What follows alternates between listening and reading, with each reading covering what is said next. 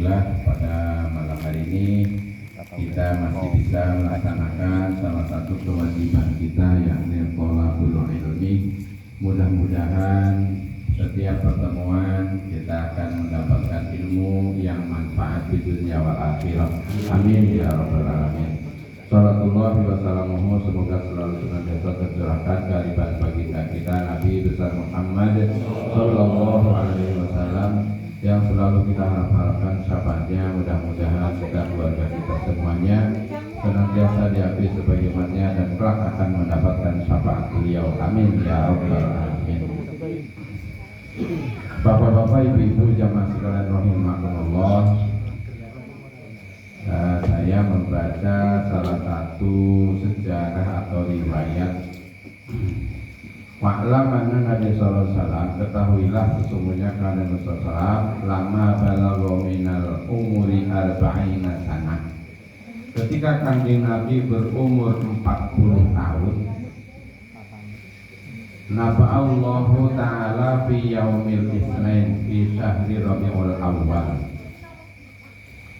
Allah subhanahu wa ta'ala ngomong kepada malaikat Jibril untuk supaya disampaikan kepada kanjeng Nabi di hari Senin tanggal 12 Rabiul Awal. Jadi kanjeng Nabi itu selalu berkaitan dengan hari Senin tanggal 12 Rabiul Awal, selalu berkaitan. Wa salahu likafatinas, kanjeng Nabi diutus oleh Allah untuk semua manusia, baik yang muslim ataupun non muslim. Itu kanjeng Nabi diutus untuk semua manusia. Akan tetapi ada yang beriman kepada kanjeng Nabi, atau ada yang nurut, atau ada yang tidak nurut, tidak beriman. Nah, di umur 40 tahun itu kanjeng Nabi diangkat oleh Allah menjadi Rasul, Nabi dan Rasul. Artinya umur 40 tahun itu sudah wayahe. Kalau umur sudah 40 tahun kok belum mau mengikuti jejak Rasulullah dalam segala hal kebaikan, itu sing rada khawatirnya pripun gini kuau. Kalau umur sudah 40 tahun kok kita belum bukan sempurna, bukan, minimal mengikuti, sudah menjauhi kemaksiatan, melaksanakan kebaikan, bahkan mengganti teman. Kalau umur 40 tahun kita masih berteman dengan orang yang hura-hura, yang sering maksiat, ya bahayanya luar biasa. Kendalinya itu udah kendor. Makanya minimal kita supaya bisa mengikuti jejaknya Rasulullah, jauhi teman yang kira-kira bakal menjerumuskan kita dalam segala hal.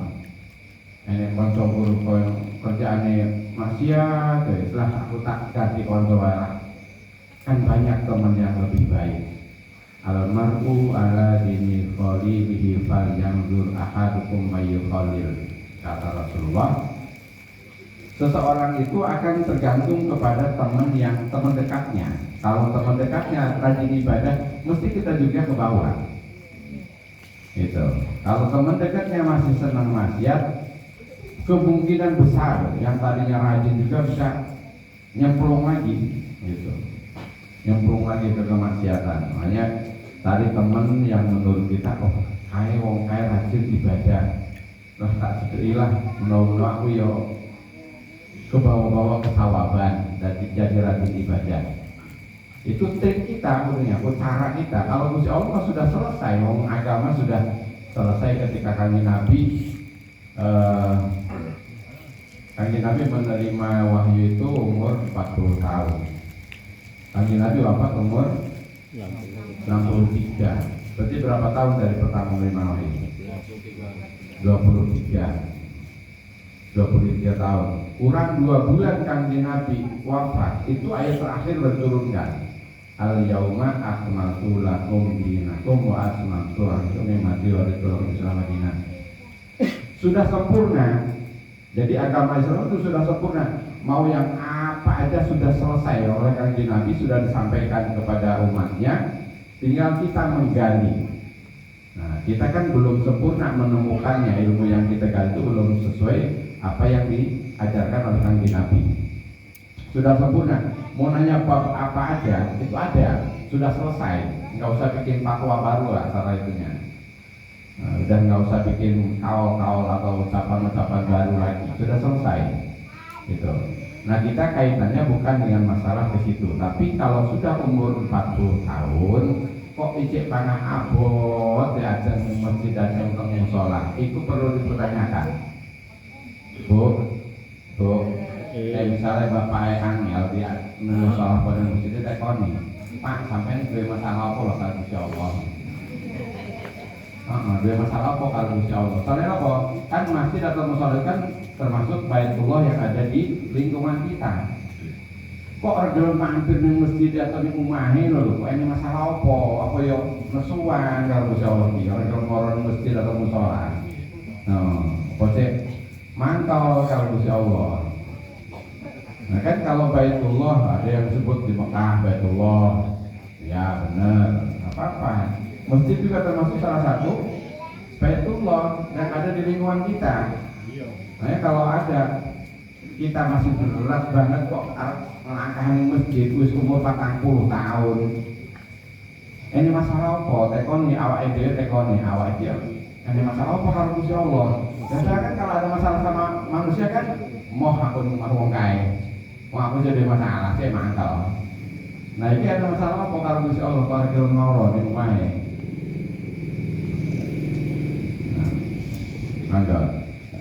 Nah, selain daripada itu, nah kita kan ibadah itu mau ibadah sunnah, ibadah wajib tetap pakai syarat, pakai syarat sah ibadah. Nah ini surutus sholati khamsatu ahaduha taharatun anil hadasi wal janabat. Salah satu syarat sahnya sholat, di antara syarat sahnya sholat itu ada 5 di sini. Mungkin misalnya rampung ya dibacakan, ya bukan rampung ya bahasa naik supaya jelas.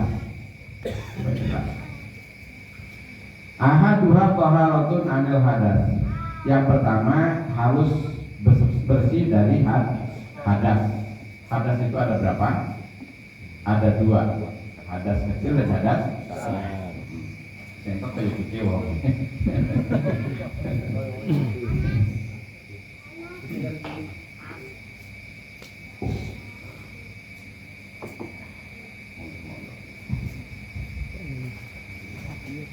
Hadas kecil itu seperti kita menghilangkan hadas kecil dengan cara berwudu. Kalau punya hadas udah wudu terus batal, berarti punya hadas. Ada apa yang membuat kita batal? Ada berapa? Itu perlu dipelajarin pelan-pelan. Salah satunya ada 5 juga yang membatalkan wudu. Salah satunya ada yang keluar dari salah satu jalan 2. Bahasa kitab Safinatun aja begitu. Ada yang keluar dari salah satu jalan 2, kubul atau dubur, kecuali air mani.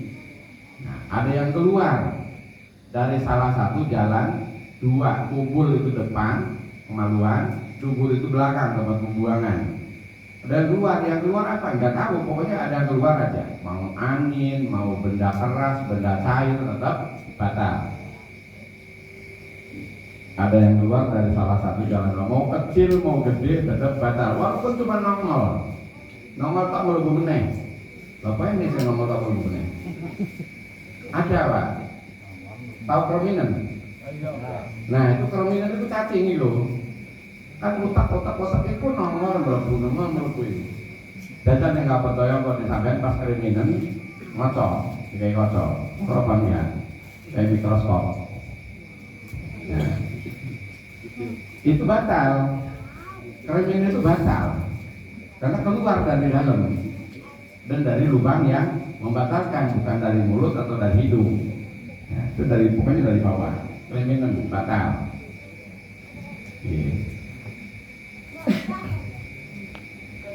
Terus gimana caranya menghilangkan hadasnya? Ya berwudu. Wudu punya syarat lagi. Syarat sahnya wudu.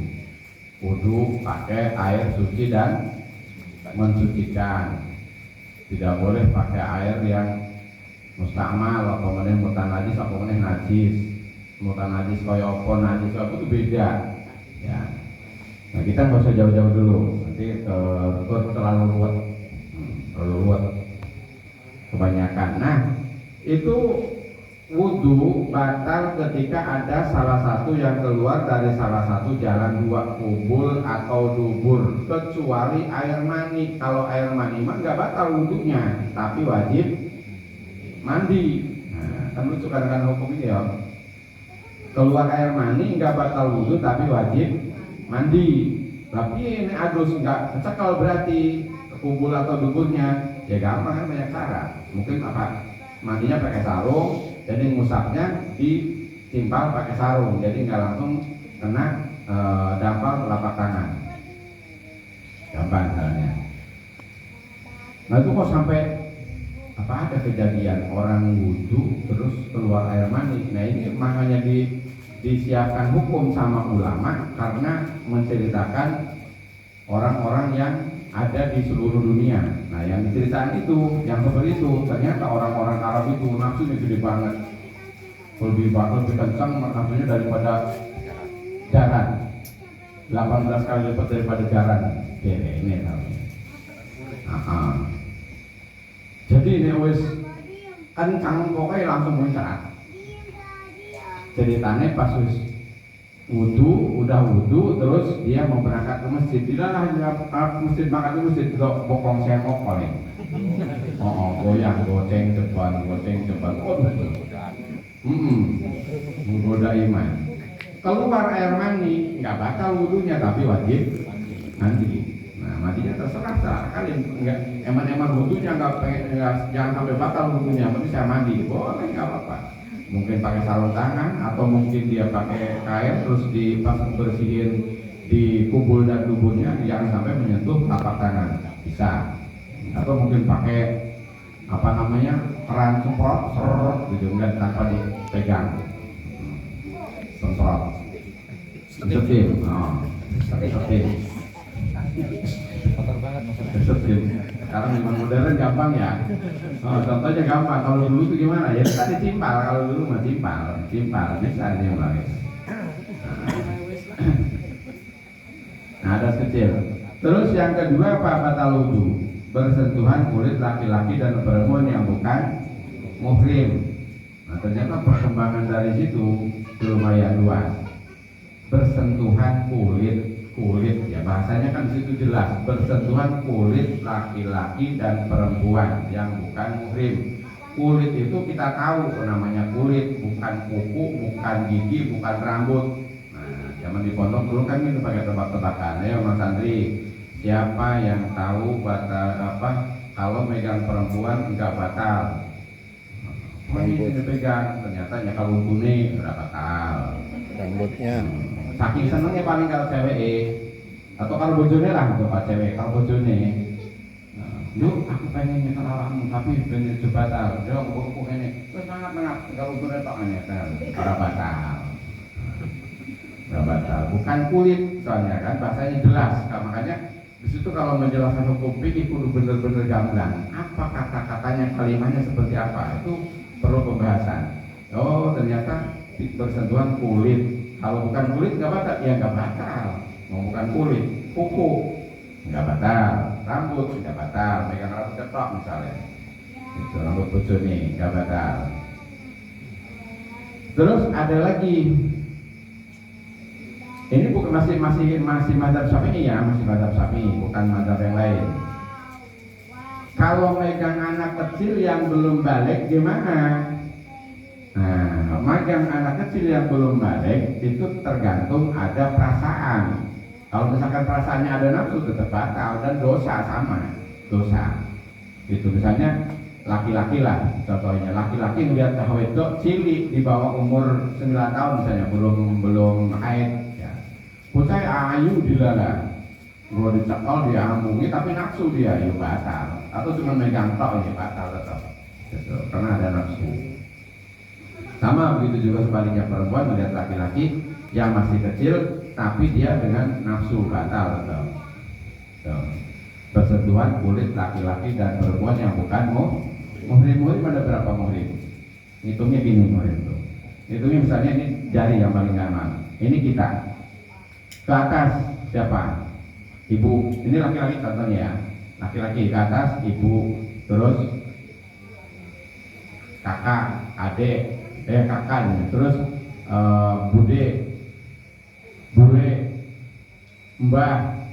Itu gak batal, mertua gak batal mertua. Makanya kadang pas ngadusi mantu nih, kalau harus ngadusi mertuanya kok minggir piye gitu. Makanya gak batal mertua sama mantu, gak batal. Walaupun laki sama perempuan, maksudnya laki sama perempuan, kalau sama laki jelas kan gak batal. Ada perempuan mertua perempuan meninggal, mertua mantu laki yuk mantu nggak apa-apa, mantu nggak batal. Pokoknya gak batal. Masuk kadang-kadang sok ngeyel, wah yuk, gak boleh aku mantu loh, dari sopok mantu ini gak batal. Ila yaumil kiamah, sampai hari kiamat. Bahkan walaupun kau udah cerai misalnya, sama anaknya udah cerai, itu sama mertua tetap gak batal. Gak batal tetap. Makanya mertua mah gak ada mantan. Yang mantan itu ada istri sama pacar. Kalau mertua mah gak ada mantan, tetap orang tua kita. Gitu. Gak batal ya sama mertua. Terus ngomong kelingan, ibu-ibu pas lagi haid ngadusin orang meninggal, nggak apa-apa, boleh, nggak dilarang, boleh. Yang penting jangan mangku. Kalau mangku takutnya nanti, waduh, darah si akeh itu diguyur nggak ini darah si mangku. Nah, si bewoknya si masuk darah. Tuh yang bikin. Sebenarnya enggak masalah, cuma kan itu tadi takutnya bukan masalah hukum haram dan tidak, ya bukan. Jadi orang haid boleh mandiin orang meninggal, boleh. Ya. Bahkan orang non muslim aja mandiin orang meninggal itu boleh, enggak masalah. Terus ke bawah tadi muhrim tadi, ke bawah anak, mantu, cucu, adik perempuan itu juga enggak batal. Jelas dari kita, maksudnya jangan cucu ponakan, cucu siapa itu jangan. Cucu ponakan, oh ini cucu sepupu, lain lagi orang sama sepupu aja boleh nikah kok. Sambah loh mas, sepupu satu mbah ya, boleh nikah. Gitu, boleh nikah berarti batal, ya batal. Gitu, satu mbah itu boleh nikah. Nah ini dari kita ngitungnya. Kita ke bawah misalnya anak adik, bukan sepupu, anak adik, ponakan berarti kan. Tuh, lain. Nah itu yang termasuk muhrim, tapi muhrimnya muhrim apa? Ada lagi sama muhrim sama ipar. Sama ipar itu muhrim apa? Bukan muhrim wudu, muhrim muqayyad. Muhrim itu muhrim yang bisa berubah. Alan, batalah. Sama ipar, laki-laki sama ada ipar perempuan, apa sama mbak ipar, atau perempuan sama mas ipar sama ada ipar laki. Itu muhrimnya muhrim muqayyad, bisa berubah. Berubah gimana maksudnya? Seandainya misalnya si istrinya meninggal, bisa naik ranjang atau turun. Boleh gitu, boleh. Tetap di bab wudunya tetap batal kalau di bab wudu mah, walaupun dia masih nikah sama istrinya, misalnya dia sama mamasnya kalau perempuan, atau sama adik lakinya, atau laki-laki sama mbak perempuan, mbak ipar, atau sama adik ipar perempuan. Tetap batal kalau masalah wudu mah, bukan muhrim itu. Itu bersentuhan kulit laki-laki dan perempuan yang bukan muhrim. Nah, Terus yang ketiga, hilang akal sebab ayam, edan atau mabuk, batal. Jelas ini pas lagi baru wudhu kumat edane. Mungkin dia pas inget setoran, di dalam setorannya kumat edane. Untuk meragukan sendiri orang.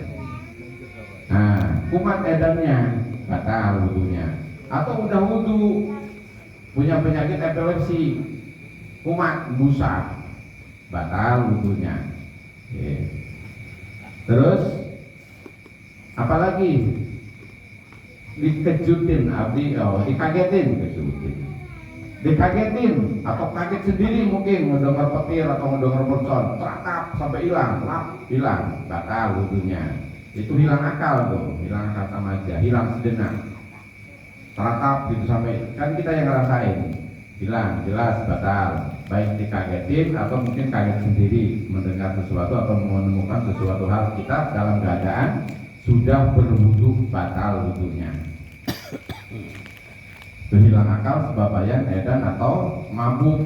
Minumnya kemarin minum ekstasi, dilalah baru ngopi naik ngeplay wah kumat. Play batal wudhunya. Nah itu kan kayak pertanyaan itu, boleh nggak orang mabuk sholat? Boleh. Gitu. Asal wudhunya tetap perlu terjaga. Kalau sholat tetap harus, mau mabuk mau enggak tetap harus sholat ya. Kalau mabuknya cuma mabuk kaya doang, mabuk kris, terus hapus supaya wong iya dan digawe-gawe. Hilang akal sebab ayam ada atau mabuk. Terus tidur yang tidak tetap duduknya, Nah kayak kita ini normal, manusia normal, maksudnya badannya normal gitu. Nggak perlu kurus banget. Nek kurus kan warnanya dagingnya. Jadi antara balung pantat kiri dan kanan itu nggak nyambung. Tapi kalau kita kan masih normal, umumnya normal. Begitu duduk di karpet, bukan duduk di kursi ya, duduk di lantai karpet lah gitu. Duduk di lantai tanpa senderan, duduknya tetap, itu tidak batal wudhunya, walaupun dia tidurnya lama. Saya kedengerin khotbah Jumat, wah tidak sempat dia kongkono ado sawi banget sampai setengah jam lebih. Merong mantuk satono mantap tempat ini Amaron. Nah itu pas duduk terus dia sampai misalnya berubah duduknya atau enggak tetap duduknya, berarti batal. Tapi kalau duduknya anteng, enggak goyang, dan juga enggak ada senderan atau nyender, ketika diambil sendernya dia tetap enggak goyang, berarti dia enggak nyender. Tapi kalau kelihatan nyender terus diambil sendernya kelempang, berarti dia nyender, gampang tandanya. Itu batal. Pemenang kalau tidurnya sambil duduk atau duduknya duduknya enggak rapat, enggak silo, duduknya kayak gini. Nah itu jelas batal. Gitu. Mekekeh misalnya ya, batal jelas. Juga makanya kalau pas lagi khotbah pasang badan, pasang tangan. Sebenarnya kalau bisa mah udah jamaahnya sedikit, jamaah yang ngerti rukun khotbah juga sedikit, dilarang ada 39 yang satunya tidur, mau ke 40-nya 39 mereka satunya tidur. Gimana itu? Tanggung jawab yang tidur tadi itu. Tanggung jawab apa? Ya tanggung jawab hukum khotbahnya. Nengka khotbahnya salah turu. Berarti tanggung jawab yang turu Masya Allah. Makanya kalau yang tahu mas itu tidurnya jangan dibikin-bikin lah, pokoknya kalau tahan gitu. Walaupun merem matanya tapi kupingnya tetap dengerin. Kan intinya bukan melihat tapi mendengar, bukan paham tapi mendengar khotbah itu.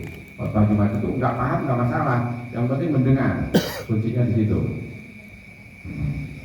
Jadi kadang-kadang ya khotbah kepanjangan kok apa ceritanya giliran hari Kartini ceritanya Kartini.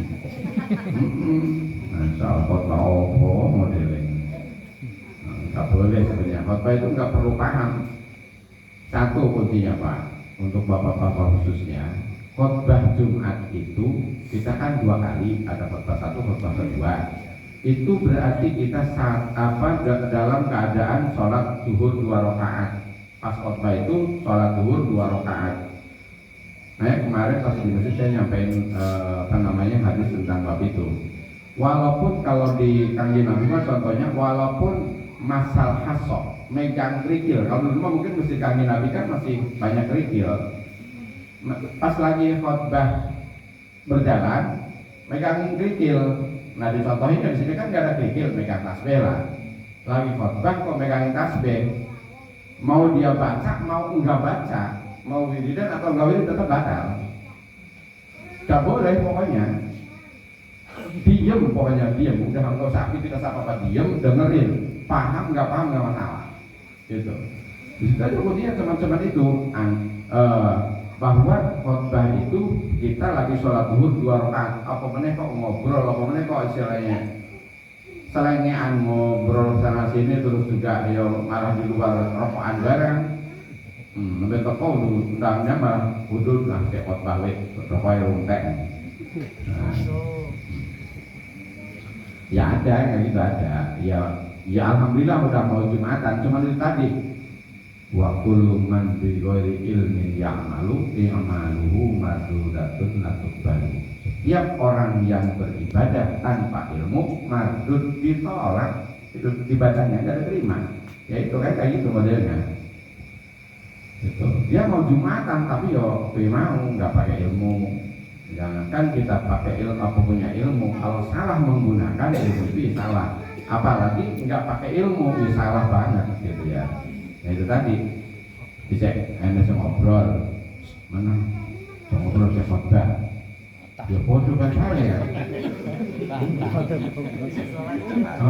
dan itu semua bisa khotbah tahu untung apa orang ngomong apa udah kafe ya itu hal-hal yang kayak gitu tuh di masyarakat kita masih banyak sebenarnya ya, karena itu tadi belum pernah mendengar penyampaian tentang ilmu di dalam bab khotbah Jumat atau tentang pas lagi khotbah gitu ya, sebanyak banget. Prihatin sebenarnya diajak disampaikan, takutnya kesinggung tapi nggak disampaikan yo salah terus piye jejak. Makanya mohon maaf, Pak alim bi ilmi lam ya'malu mu'adzabun min qabli badil wasan.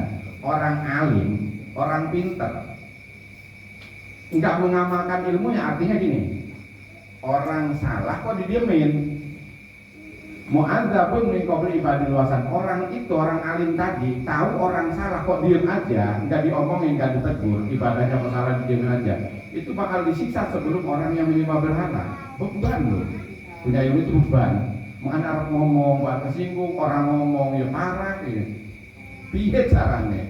Nah gitu, makanya cara gimana caranya mengemas kata-kata itu biar gak kesinggung, piye caranya. Aku jadi pengen iso, cuma kadang-kadang aku kadung ceplos kadang-kadang. Ceplos saya ngomongnya.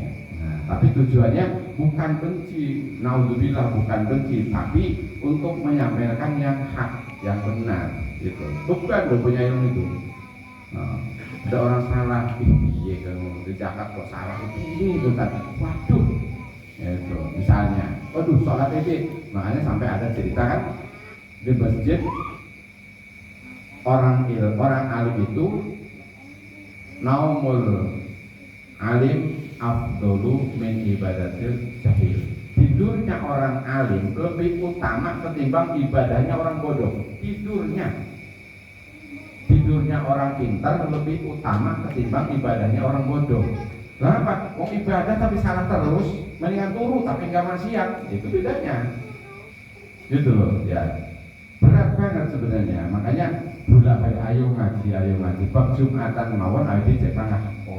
Banget yang salah. Bab sholat ya, bab sholat ya. Nah ini salah satu syarat di dalam sholat itu harus suci dari hadas, suci pakaian, suci badan. Badan itu kan suci tadi dari hadas, ini bukan dari hadas, dari najis. Terus pakaian dari najis. Nah di situ nanti merembet kemana merembetnya, yang suci badan atau suci pakaian, suci apa namanya, gimana caranya, cara mensucikannya tergantung. Nah, najisnya najis apa? Buat hasil lagi, najis ada 3, mukhofafa, tawasito, mugholado. Piye carane mukhofafa cara menghilangkan najis, piye carane tawasito, piye carane mugholado, ngerembet, pasti ngerembet. Karena itu tadi kalau misalkan sekaligus nggak mungkin kita mampu dan